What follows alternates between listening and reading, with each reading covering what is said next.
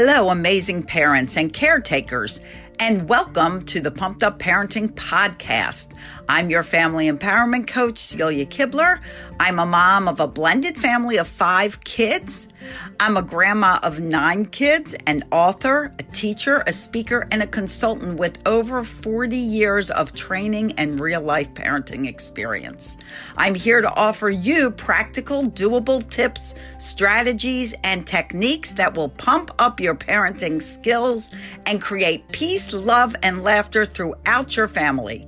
In addition, I'll be interviewing some great humans that are on a mission to make your life a better, happier, and healthier life. So let's not waste any time and get started with the next episode of the Pumped Up Parenting Podcast. Thanks for listening. Hi, everyone, and welcome to another episode of the Pumped Up Parenting Podcast. I'm really looking forward to today's podcast as we talk to Karleen Savage. Karleen Savage is a sought-after speaker, trainer, hostage negotiator, and conflict resolution expert with a passion for fostering peaceful, harmonious environments. She is the author of The Confident Teen Blueprint, and that offers you actionable tools to communicate and edify your teens. So we're going to learn a lot about parenting, about life, about even relationships with other people. And I'm excited to have Karleen on the show. Welcome, Karleen, to the Pumped Up Parenting Podcast. Thank you, Celia. Happy to be here. I am happy to have you. So, Karleen, would you do us a favor, please, and talk about how you got involved? How did you get started as a conflict resolution expert, as a negotiator, all of that? The raw story is that I was in my own train wreck, if you will. And I had decided to go back to school. And so I thought, I didn't even know this degree was out there. And so I decided to go back to school, and I'd been really more prayerful about it or God-centered about it. I thought, I really need something that is going to really make an impact. And so I was on the internet one day, and there it was, a master's degree in conflict resolution and negotiations. And I thought, oh my gosh, this is exactly what I need. I need to figure out, how is everybody else doing it? Why is it that they can go into courtrooms, fight fiercely, and then be friends afterwards? How does all this happen? How are people diplomatic? Because I didn't feel like I was very diplomatic. And so I ended up going to school, and later in life, and I had 7 kids, as you and I have talked about. So it was so helpful. I have a husband that has a brain injury, and his whole personality had changed, and he was very combative. So look, this was made for me. If I could say anything, it was made for me. So helping you as much as you were about to help others. I thought it totally, it changed me before I could do anything, any work with it. It changed me. That's so wonderful. It's good when you just find your place, when you just put it out there and it comes to you. And people get so, I'm really one of those people that believe that things are meant to happen the way they are meant to happen.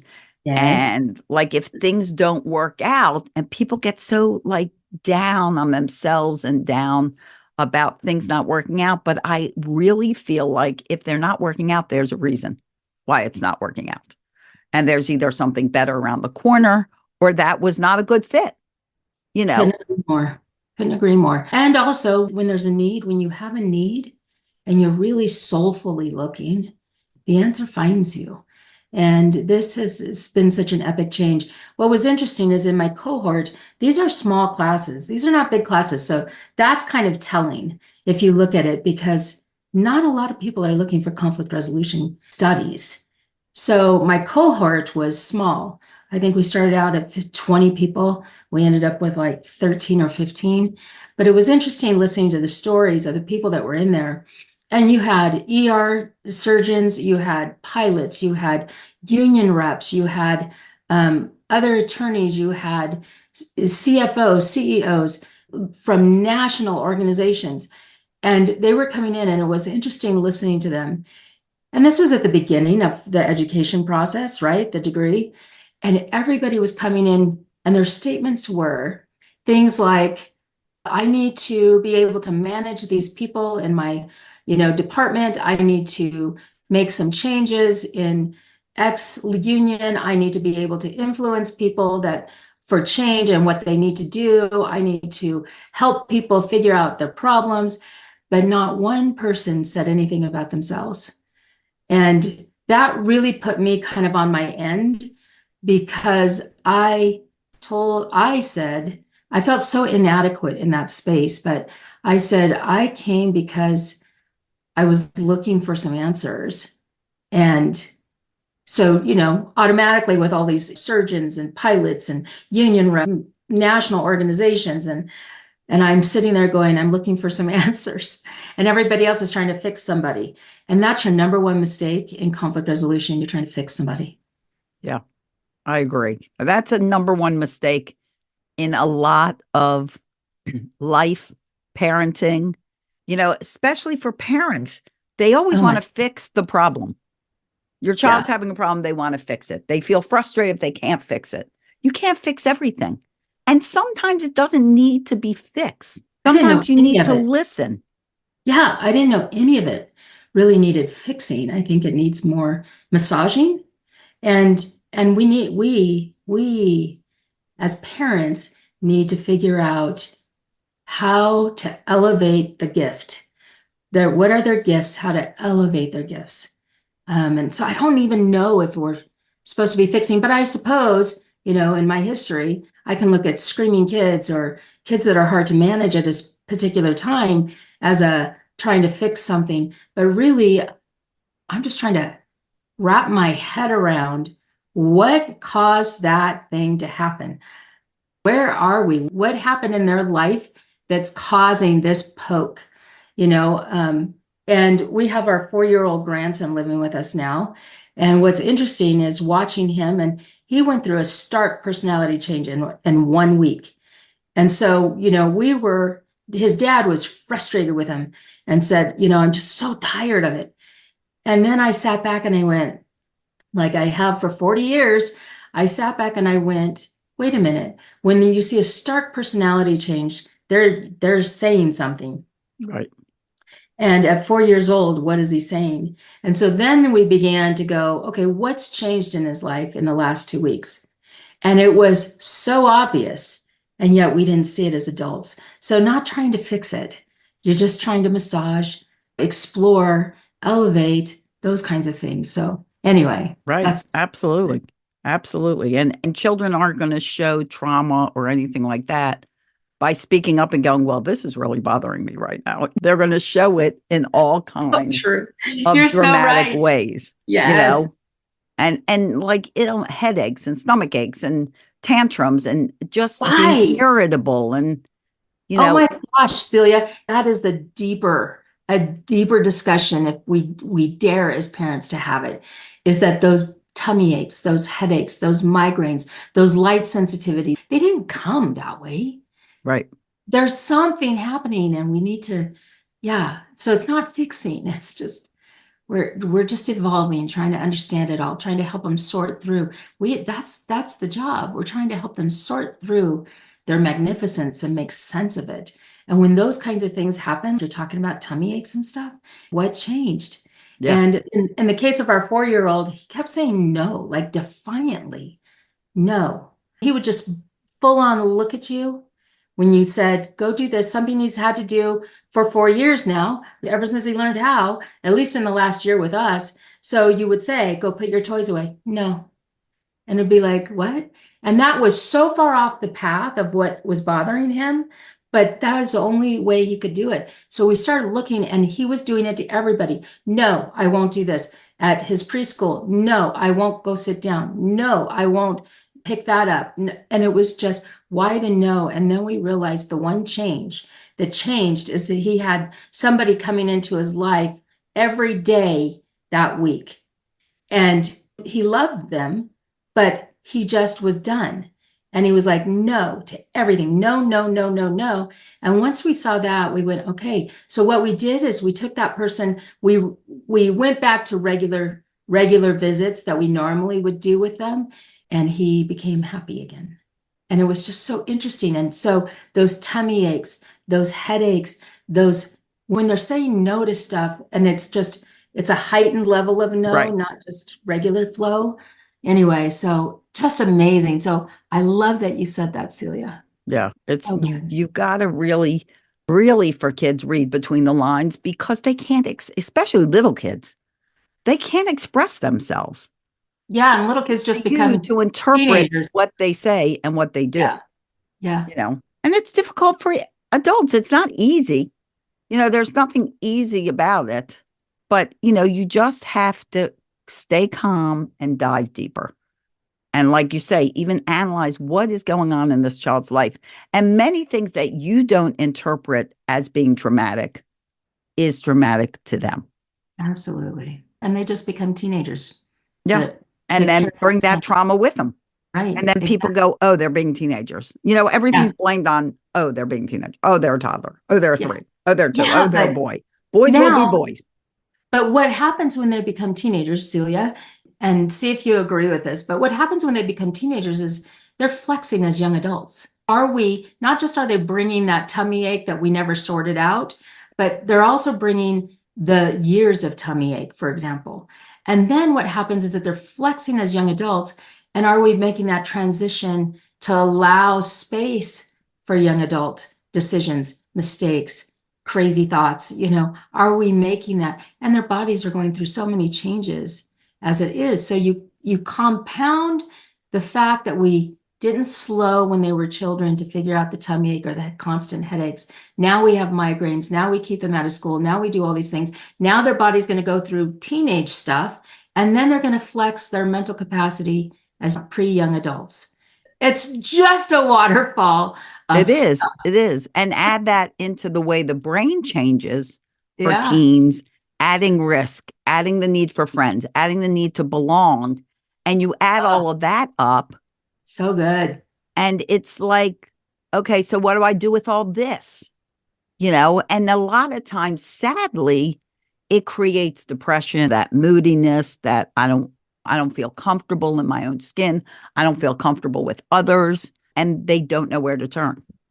Yes. And then you have, let's be fair. Then you have the other side of it, which is the parents, the baggage they're bringing, the fact that maybe they're conflict averse, the fact that, they don't want to deal with those kinds of questions, or maybe them and the companion or the spouse doesn't want to talk about it, doesn't want to be bothered. How do you sort all that stuff? And where's the grace? Where's the compassion? Right. Where's the levity and the kindness? And I think there's this, like, for sake of a better comparison, kind of like a PTSD moment where parents are like, oh my gosh, they're going to be teenagers soon. They're going to be teenagers. They're impossible to deal with. They're just impossible. How am I going to deal with these teenagers? I can't even deal with this kid. How am I going to deal with them when they become teenagers? It's always that when they become teenagers, there's like this built-in societal fear they're going to be a teenager. And yet, if you open up your hearts and you realize it and you continually build compassionate, respectful communication with your child, when they become teenagers, they feel safe with you. They trust you. Yes. They're able to talk to you if you're not always like judging them and criticizing them. You're actually listening to them. Yes. And I don't know how we got to that. But go. It's good. So anyway, since we're on confident teenagers, let's talk about your book. So tell us about your book. My book is a heart book. It is a collection of 3 skills that I used that settled confident teens. I had 7 kids. We've had about 12 people that have lived with us, most of them teenagers. So I understand the space. I understand the challenges. I understand being one. I understand being misunderstood. And so what I did is I just put my skills. What did I do what did I do to raise 7 confident teens, or excuse me, 7 confident kids that when they left, they took over the world. They've done amazing things, recognizable things, and it was all their choosing, but they gave it their all. And so my book is about, Karleen, how did you do that? And I just answered the question. Yeah. And so many parents don't know what to do. It's true. And to their credit, they don't know. One. Right. They don't know what they don't know. I was just watching a dad with his young child the other day, and the child is just screaming the whole time outside, just screaming, not saying words, just screaming. The child is old enough to talk, because actually I had heard this little girl talk.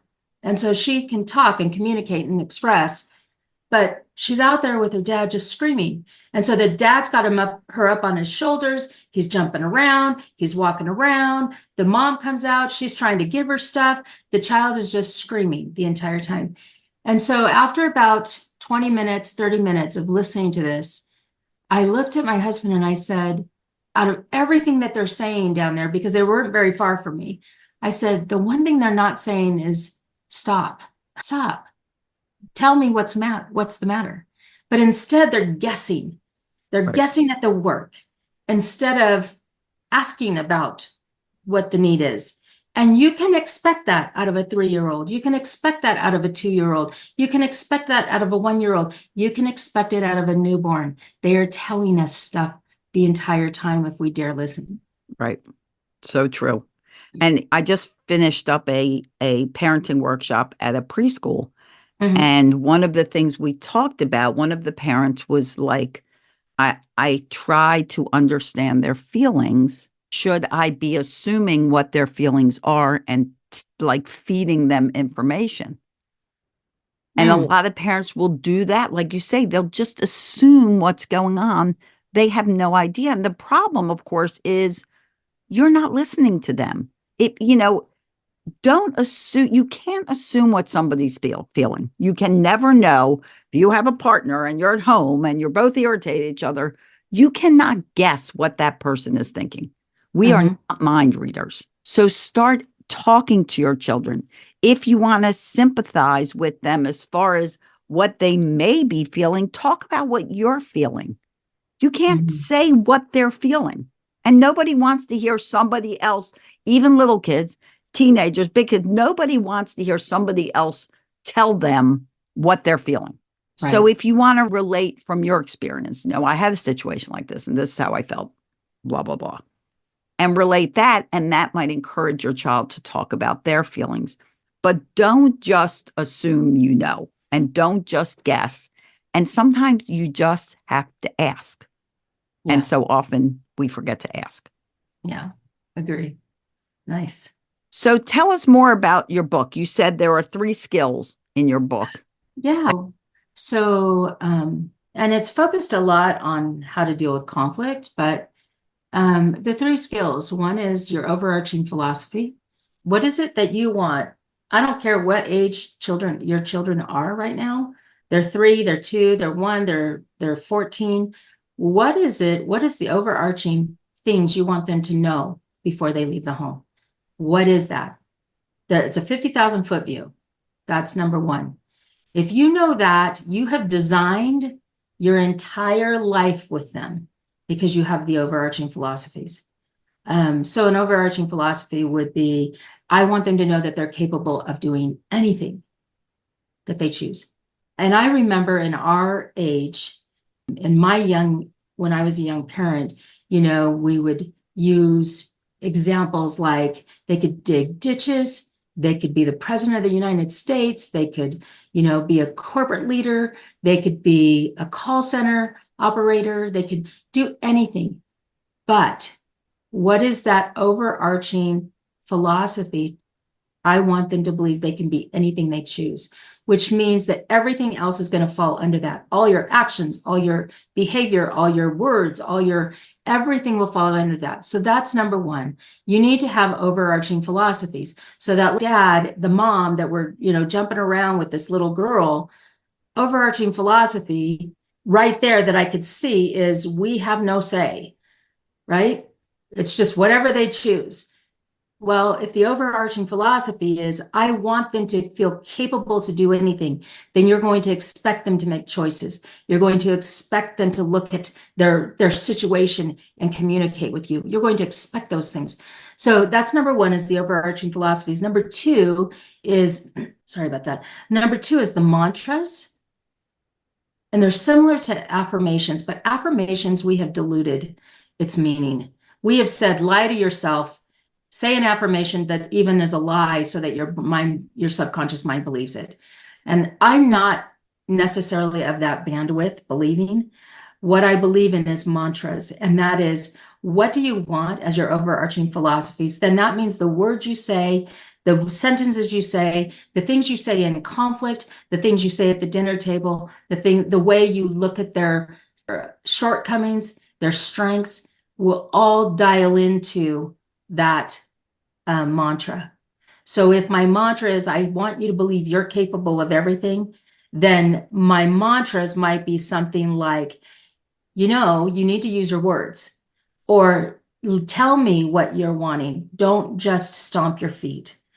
Things like that, you can do at a young age. When they're young, pretty young adults, and as teenagers, it would be more of, you're capable of doing anything you want, but you have to choose it. Even if you don't choose it, it's going to be chosen. So you have that capability. That's a mantra. And then the third one is overarching philosophies, your mantras, and your implementation plan. So now that we know, how are we going to implement that in a conflict or outside of a conflict? So it would be more along the lines of, I want you to be able to choose you can do anything you want. Then in a conflict, my mantra in a conflict would be something like, you're capable of doing anything, but we've got to talk about this thing you chose to do. So in my implementation, it would be, how did you come to that decision? Or, if you could have the choice, what did you want to see happen in that? Because I'm instilling and I'm supporting my overarching philosophies. That's my implementation plan. Now, you could do the same with, I want them to know beyond a shadow of a doubt they're loved. Overarching philosophies, implementation plan is, you are loved. Oh my gosh, you're so capable of everything. I think you're a master at this. They are loved. My implementation is, every time we have a conflict, I'm going to come back and I'm going to say, hey, are we good? What do I need to do so that we're good? Are you still stinging from what we talked about? What can be done to help that? That's going to come in, because my philosophy is, I want them to know they're loved. Right.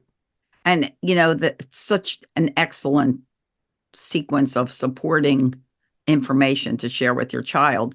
And sometimes we have to be careful we have these beliefs, we have these mantras for our children, we have our philosophy, but sometimes we have to be aware of what are these indirect messages that we're sending our children that contradict what we're trying to say to them.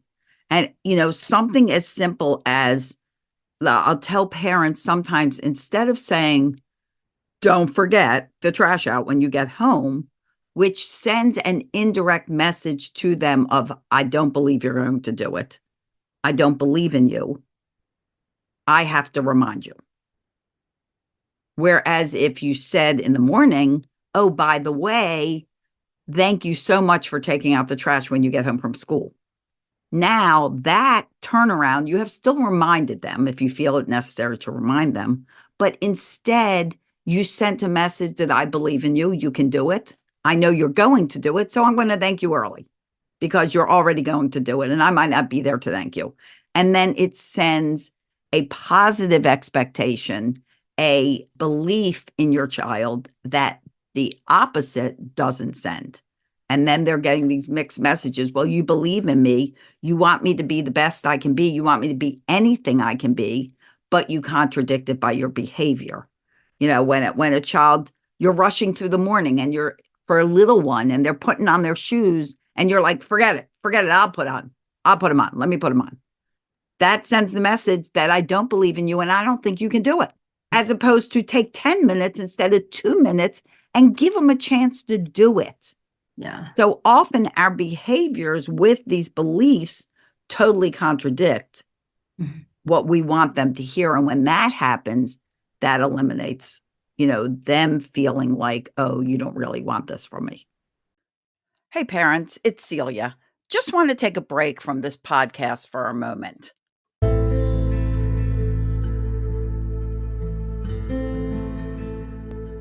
As parents, we all have those moments. The pressure builds up, the noise gets too much, and before we know it, we're raising our voices higher than we ever intended. But what if there was a better way? Introducing 21 Days to Stop Yelling at Your Kids, a revolutionary program designed to help you communicate with your children without yelling. Imagine a home filled with understanding and respect, where your words have impact without the need to raise your voice. Created through my over 40 years of experience, this course offers you practical, easy to implement strategies that work in real life. You'll learn through interactive lessons, engaging exercises, and a supportive community. No judgments, just guidance. Because being a parent doesn't have to mean you're perfect. It's about growing and it's about becoming intentional. In just 21 days, life will be calmer and more harmonious. What if you don't get the course? Where will you be in 21 days? Still feeling like a bad parent? I encourage you to join the millions of parents that I have helped who have found a new path to communication and connection. Visit quityelling.com to enroll in the 21 Days to Stop Yelling course today. And for our podcast listeners, use the code PODCAST for a 60% discount. Quityelling.com, because love speaks so much louder than yelling. Thank you for listening, and I look forward to seeing you on the other side.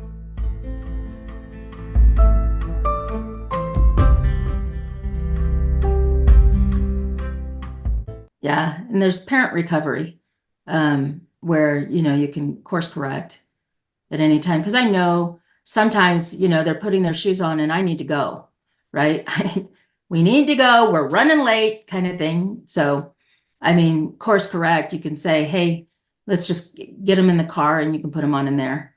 And it still allows them to get the job done. And now they have a whole car ride to figure that out. Right. Be proactive instead of reactive.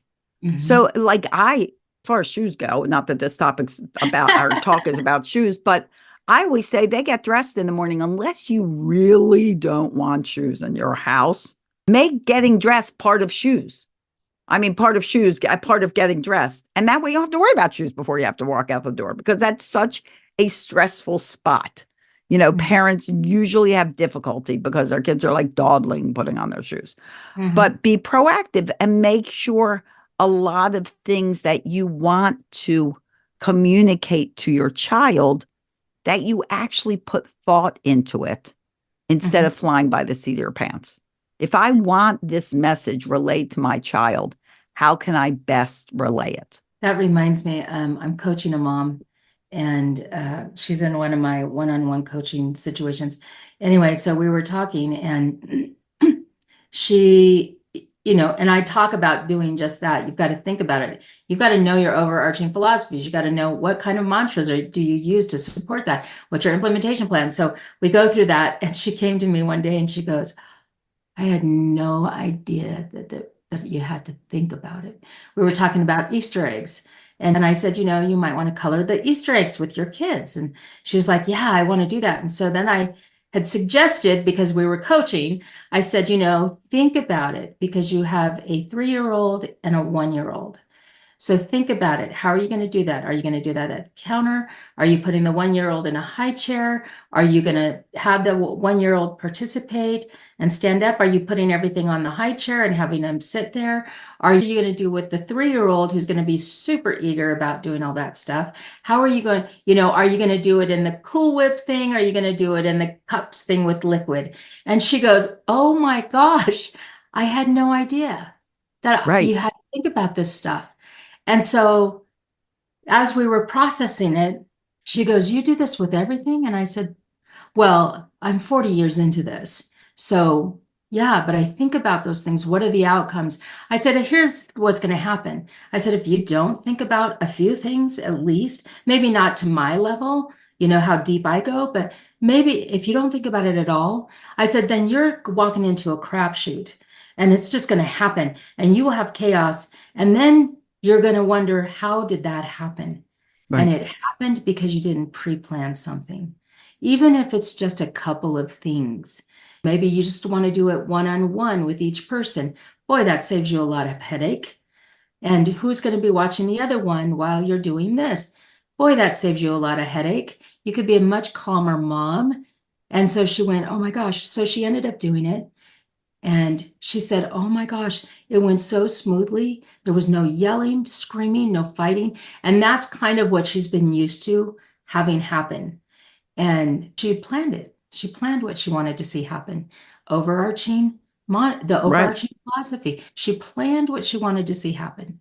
So, Right. And so bravo. often that's where we get in trouble, is because we're just being reactive. We're not thinking about it. I'll often tell parents, if there's something going on and it's happening every day you deal with it, and you're like, oh my gosh, here we go again, you know, Yeah. then you need to examine what is happening there. Why is this happening every day? What is the scenario? What are the triggers? What's happening before it's happening? What's happening after it's happening? And what can I do so that it doesn't continue to happen? It doesn't just have to happen every day. You can take, measures to make sure that you have a plan in place so it's Yeah. not a continual disruption or stress for your day.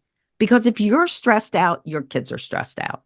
If things are Absolutely. chaotic and you don't have any amount of structure in your home, kids are automatically chaotic, and stressed out in an unstructured environment. There has to be some structure. Yeah. And they will do resolutions the same way.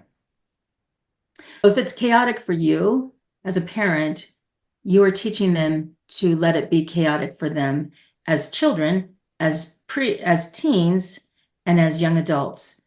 And then we have to look back and go, what happened?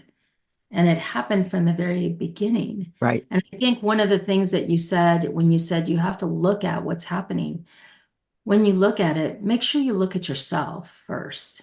Absolutely. You're part of it. What is my participation? What am I doing? Am I just letting it go? Am I just saying willy-nilly, somebody's going to get dressed? I'm just going to see how that happens. That may work when they're little, but if you let it keep going, if that's where there's spaces that you're going to allow problem solving, then you have to support that area of problem solving if you made that choice. Now, if it ends up not working and you're in a rush and you find out this isn't the thing I want to do this way, then you have to look at yourself and find that and go, oh, I kind of changed the rules here. And now I've got to course correct that. What does that need to look like? So maybe the problem solving isn't going to happen there. Maybe you're going to give instructions and share, hey, I need us to do this, but we only have this amount of time. So I'm going to set a timer now and see if you guys can get it done. That kind of thing. I don't know, but you course correct it and you get inventive Right. and innovative. Yeah. And sometimes you ask your children and say, so Yes. we're struggling with this. What suggestions do you have Right. to make this better? Or even if something requires a consequence, ask them, what do you think your Brilliant. consequence should be? You know, All the time. kids have answers and they're very creative, sometimes too creative, but you can, talk about and go, okay, well, how about, I think that idea is great. What if we added this to it? Or what if we took away this to it and just did this one thing? They're going to feel so valued and so visible. And When you talk what, to teenagers and why do they disconnect from their family? They Mhm. disconnect because no one listens to them. No one cares what they have to say. It's almost like their own mantra. And I might as well not even be there. I might as well be invisible. That's Right. what they'll say. Yeah. Yeah. So start Um, connecting with them. Start listening to them. They're very smart. Yeah. And we always did that. We'd sit down and say, okay, here's what's going to happen. Here are the consequences. Are these the ones you can live with? Then know what's going to happen when they make the choice. I know one of my daughters goes, I know when I was 15, I knew what I was doing. I knew that you were not in favor of this, but I knew I was doing it anyway. And the beautiful thing that happened in confident kids is they owned it. They owned it and they said, yep, I did that. I chose it. It wasn't on you. And how many of our kids are leaving going, my parents are Right. horrible, terrible people. They were the venom, and what happens when you raise confident kids is that they go, no, that was mine. Now, you were really hard on us about this. And so I struggle with that, or I struggle with this part of that, but they don't blame you. It's a conversation. If you Right. learn conversations when they're babies, kids, toddlers, teenagers, preteens, young adults, when you learn to have those conversations, then when they're 30, 40 years old, you're having conversations about the stuff. And even at a 4-year-old, you can help course correct something. Absolutely. They will talk about it and you can say, oh my gosh, that's not at all why I did that. Do you want to know why I did that? Or this is why I did that. And then you can course correct everything. And now it's just a conversation of sharing, Yeah. but they won't come back. They own their And stuff. they'll find out that you're human. Like Oh, when you speak in a up, good way. right. Even if you do something unintentional, we all do. I mean, at the moment, we do something we didn't mean to do. And then you look and go, well, that was really not my best choice. Exactly. Course You're like, correct. you know what, guys? I'm really sorry. I've been having a bad day. I've kind of Yes. had this attitude. Let's start Yes. over. We can do Amen. do-over. So let's wash that away and start over from the very beginning. And Yep. then they find out you're human.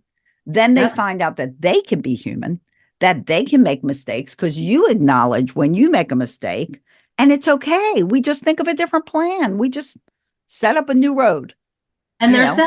there is that fear for parents that, oh, you're going to throw it in my face. Well, you did it. So Right, if you did it, why can't I? Well, that's about consequences. Okay. That's a different conversation. That's not about choice.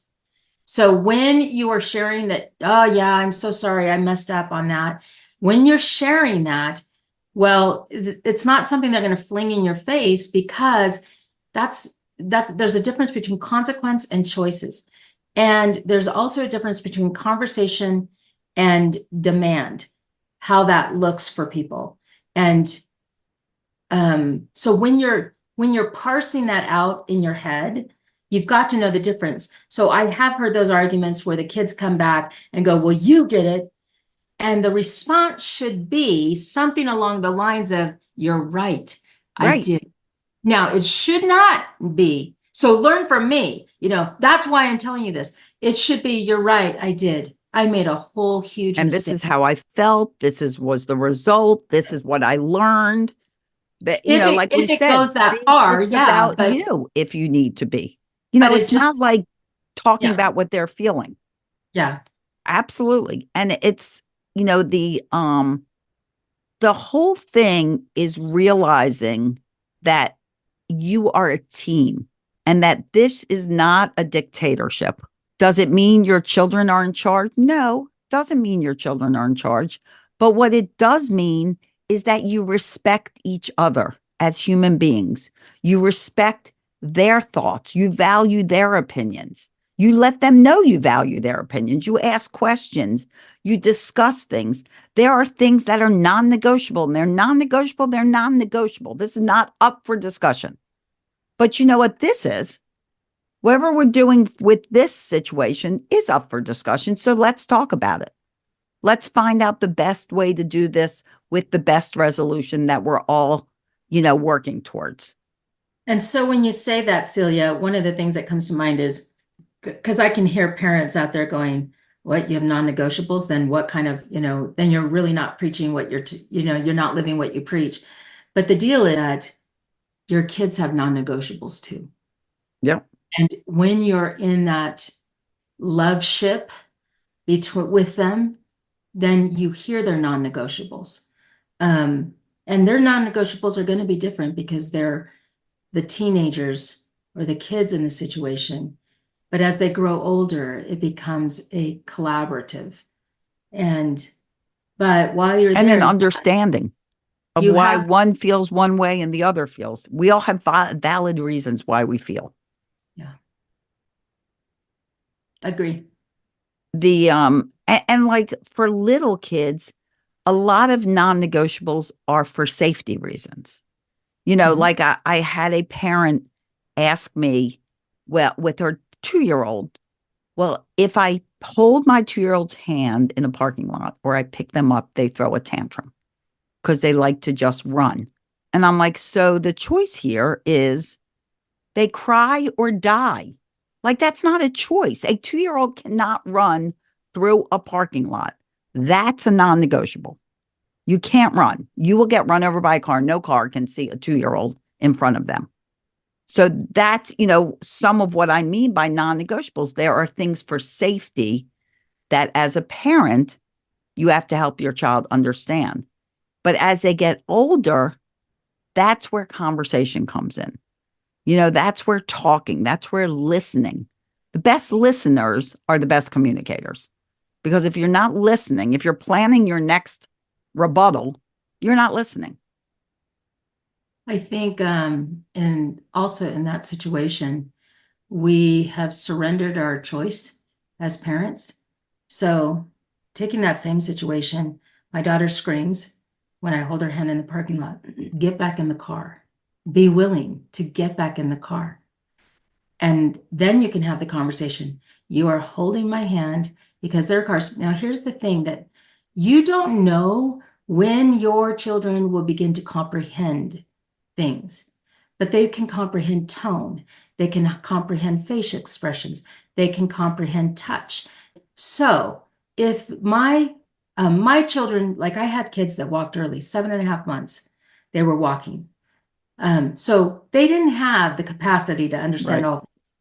But if I took that 2-year-old, I got back in the car and I looked at him and I said, look, and you watch my face, you watch my hand gestures, you watch me say, they may not understand my words, but they are understanding the feeling. Yes, so absolutely. I say, we're going to do this. You're holding my hand. That's the way it's going to be. My second option is I go and I park next to the places where the shopping carts are, and I get a shopping cart, and that's where they go. And that's how I do it. So we have options as parents, but I think we surrender our options. And if we're not willing to invest, if the food becomes the priority over the investment of the child, then you got to replan. So maybe because they throw fits, you get there earlier, you expect a longer shop time because you're willing to invest. I have only had to, with 1 or 2 children, leave the grocery store with a shopping basket full. And I've gone out to the car and said, you have a couple of choices here. At 2 and a 3-year-old, you have a couple of choices here. And look at my face, watch my gestures. We can either go in and get the groceries. Your treats are in that basket as well. The food you need to eat tonight is in that basket. They don't understand all that stuff, right? Right. But all in that basket. We can go in the store and get that basket, or we can go home. And then you watch their body change. You watch their face change. You watch all of the changes and you read what's happening. And you can say, are we going to go back in? With my year-old grandson, I would sit there and go, here's do you want to pick up your cars, or do you want to sit on timeout? We've got to go. So we've got to clean up. Do you want to do this, or do you want to do this? Which do you want to do? Because I'm going to take the time to do it. So for that 2-year-old, have we thought about getting back in the car? Right. We have and options. That's what, we talked about a lot, where the options and understanding that your child's crying does not direct your behavior. Like addressing the, are we going to go in and buy our food? That may not be an option. So the choice may be, we're going to go in, buy the food, and go home, and we can play a game, or we're going to go in, buy the food, go home, and you can go to bed. So that when they make a choice, they are also agreeing to the part of that choice that is not negotiable.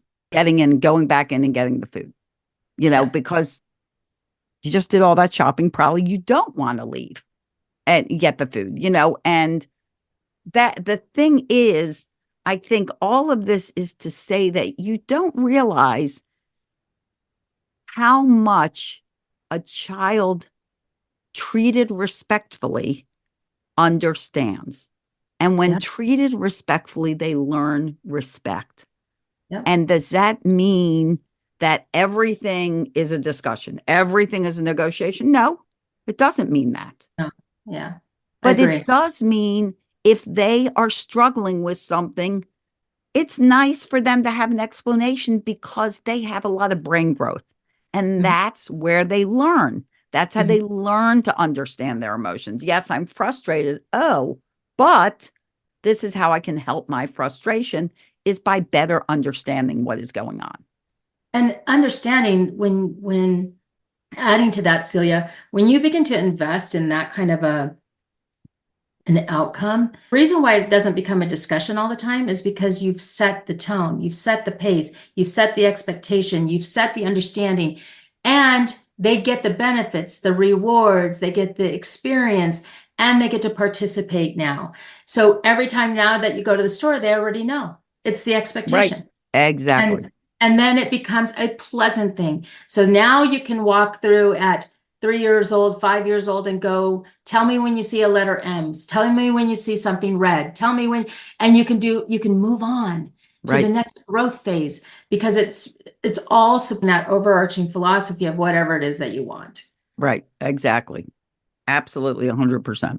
Well, I love this conversation, and we can go on and on, but like I always say in my podcast, I'm sure people listening have other things to do with their life.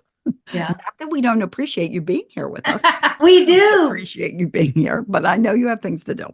So we will bring this to a close. But with all this information and all this skill building, the 3 skills that kind of direct your family and your beliefs, fabulous. What is one more thing that you can offer a listener to really help build the connection between them and their child? I think always what ends up happening, that the message I want to leave with people is, I have so many parents that go, but what about this situation? And what about this situation? How come, what would you do here? What would you? And I've gone down those rabbit holes. At the end of the day, I think the one thing that you are missing, like completely void of, in a lot of situations that I look at, is you are the right parent at the right time. Know that, understand that, stop looking for another reason that it's not working. You are the right person. So now, knowing you're the right person, the only other thing you need to do is find the skill set. Just find the skill set, because that is the easy part. Finding a person for your kids is done. Do you believe it? So my real message is, know that you're the right person for your child. Everything else rolls downhill. I love that. Yeah, everything. A fabulous message. Thank you for sharing that. Yeah. So Karleen, would you let them know where they can reach you, where they can get in touch with you, where they can get your book? My book is on Amazon. My book is on Amazon, The Confident Teen Blueprint. You can find me at karleensavage.com/parents. If you go there, I'm going to give you some treats. You can get the digital download of my book. And if you want the actual book, there's opening pages that you can write, take activities along. But if you want the digital download, go there.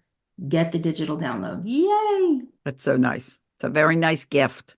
Thank you. So go to karleensavage.com/parents, which I will also have in the show notes for you, as well as a link to her book. So you can actually buy the book, because sometimes it's hard to look through like a million pages of PDFs. I know.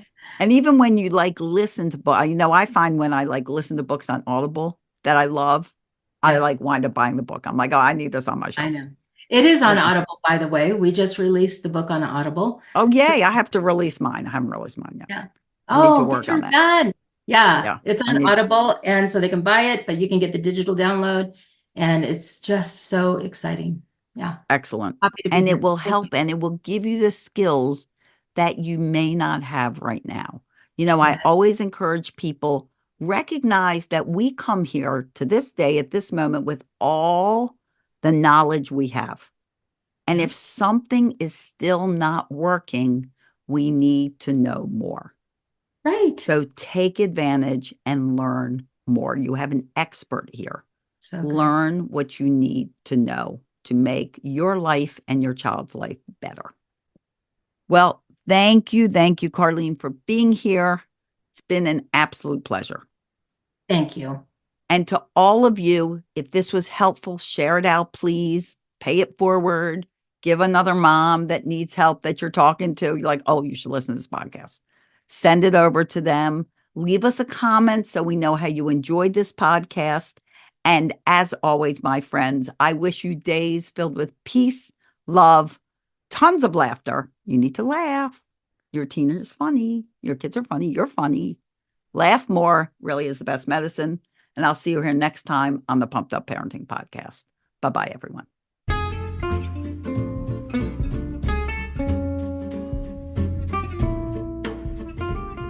Thank you for listening to the Pumped Up Parenting Podcast. If this episode was helpful to you, please share it with a friend and leave us a review that will help others. Wonder why kids don't come with a manual? Well, wonder no more, because I wrote you one, and it's just won a wonderful Mom's Choice Award. Go to celiasbooks.com and buy your copy of Raising Happy Toddlers, as well as my children's books. I appreciate you being part of my mission to help 10 million parents stop yelling at their kids. Please be intentional and hug on those kids of yours. See you at the next episode.